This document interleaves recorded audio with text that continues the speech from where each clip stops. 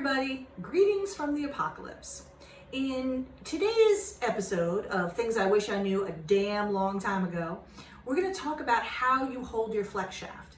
The flex shaft is the kind of tool, it's super versatile, you can do a million things with it, but really in the end it all comes down to control, getting it to go where you want it to go. So I'm going to show you what that's really all about. Like anything else, you want to approach it as how can I be the most supported and comfortable and relaxed. A lot of people set themselves up in uncomfortable, contorted positions, and that's not going to help you. So I've got my little flex shaft set up right here, and I've got a little bezel that could use a little polishing. I'm using one of these blue silicone wheels right here. It'll give you a high shine. I mean, it doesn't really matter though. Anything you're doing, you can use these same hand positions. Okay, so what I'm gonna do is I'm gonna line myself up nice and straight with the bench.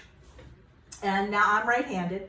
So I'm gonna take my right hand and I'm going to hold my tool. You see how my fingers are all the way up? I mean, obviously not where they're actually gonna hit the spinning, the little spinning thing right here, but they're right, like choked up, so to speak, right up on here with my thumb out.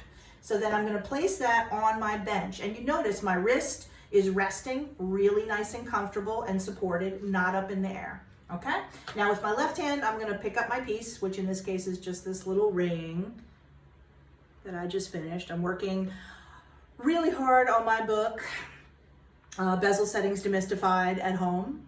So I'm gonna have a lot of things to polish. So I'm gonna set that up in my left hand.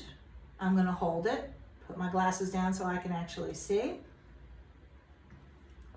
Okay, so you see my left hand and wrist and forearm, as well as the right, are resting right on the table. I am not up here like this. This is where you get no control and you're gonna slip and slide all over the place, okay? So resting really nice and comfortable on the bench. I'm gonna turn my flex shaft on. What you're trying to do here is create sort of like a tripod. You want multiple three at least, but you want multiple areas of contact so that you're really nice and supported.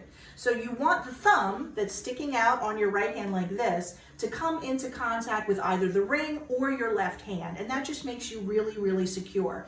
If you're polishing like this with your hands, separate, again, more slip and slide, which is not what you want. Okay, so I'll position this right here. I've got my thumb out, and that way I can sit here and polish, and I can put the wheel exactly where I want it to be and know that it's not going to slide all over the place, and that's really important.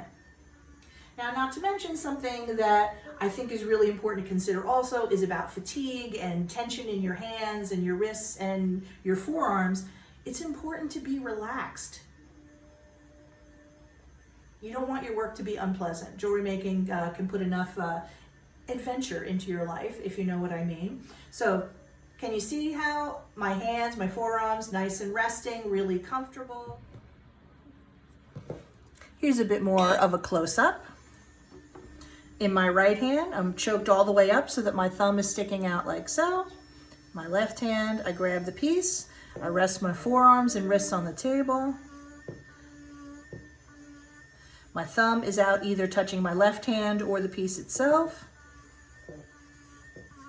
And this way, I'm completely supported and it's much easier to control what I'm doing.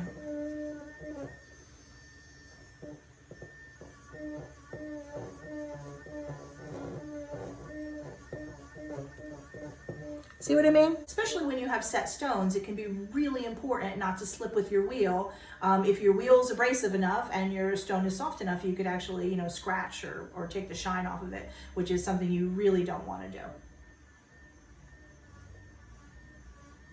See? Just like that, and I'm all happy and relaxed. That's it. Bye.